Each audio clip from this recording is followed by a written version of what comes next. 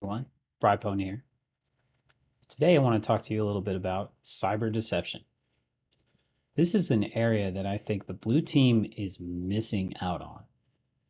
And you should be paying attention to this if you're a blue team. From a red team perspective, this is what I call kryptonite. A red teamer, penetration testers, you're going to try certain techniques. Almost every engagement, you're going to try them.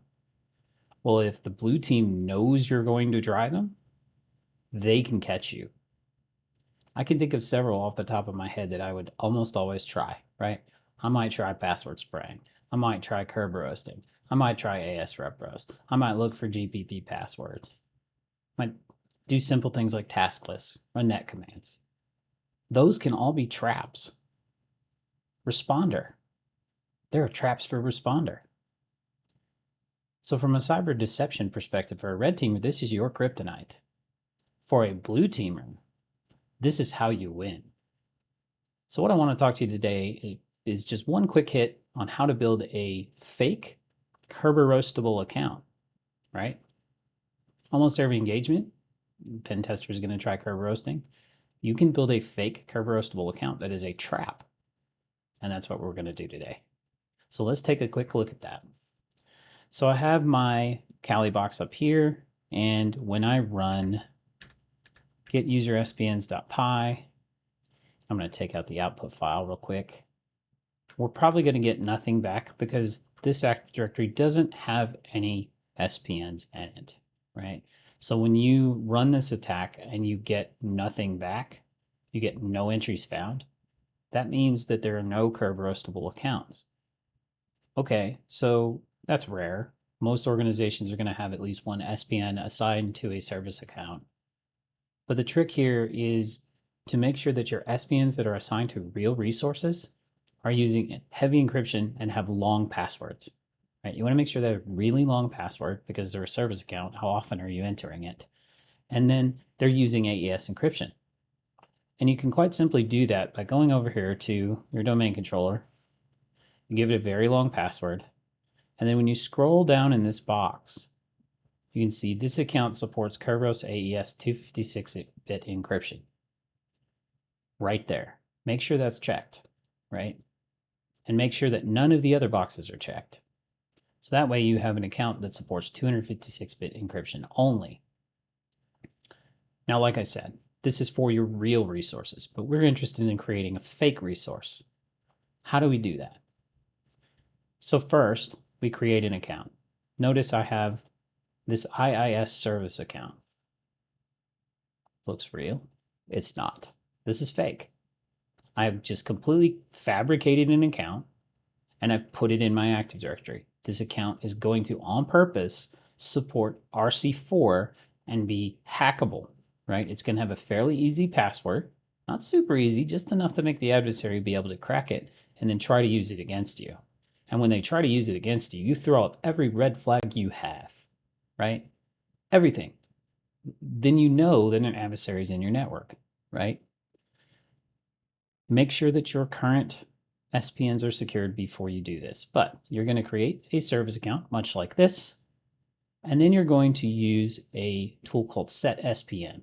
You also want to make sure that the password basically never expires and that you have minimal permissions on this account and it's not really used in your Active Directory, just to be safe. And then we're creating essentially our Kerberoast canary. This is a canary, you know the term canary in a coal mine. This gives you early warning when somebody's doing something in your environment. Number one, you would see the Kerberoast go out. So you'd see the log of 4769 with the 0x17 that tells you you had an RC4 attempt. Then you'd see them try to log in with it once they crack it, right? So you got double wins here. And also, oh God, they touched this account. 5-alarm fire, because nothing should ever touch this account because it's not real, right? So let's do this. Let me clear screen here. We're going to set an SPN on this account. And to do so, you simply use a utility called SetSPN. So right now, if I do SetSPN-L, it will list all of the SPNs that are attached to an account. My account is IIS_service. And it has nothing, right? It doesn't have any entries here. It just has its principal name. Now, if I set an SPN, with the -A and I give it a resource, it will put it into the account. This resource could be anything. That could say google.com and it will work. It just adds whatever resource you give it to this account. And then it attaches an SPN. So let's do that. We'll go ahead and we'll do SetSPN. It says object updated. And then if we do SPNL now, notice we now have this attached to the account. This is now a Kerberoastable account. There is an SPN attached to this service account.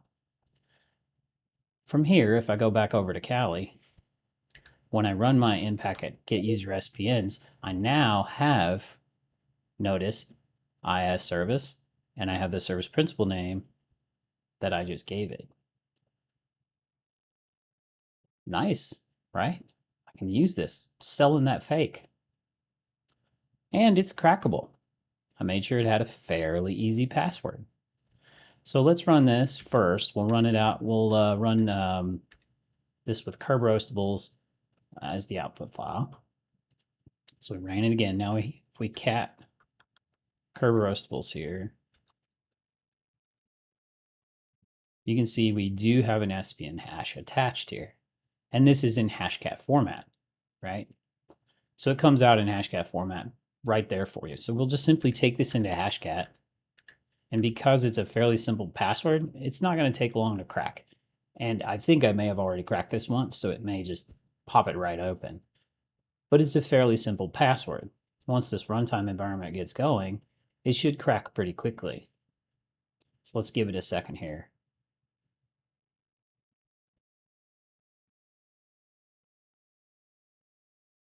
And I'm going to go ahead and pause the video, come right back. All right, once hashcat got going there, it cracked it really, really fast because, well, it's an easy password.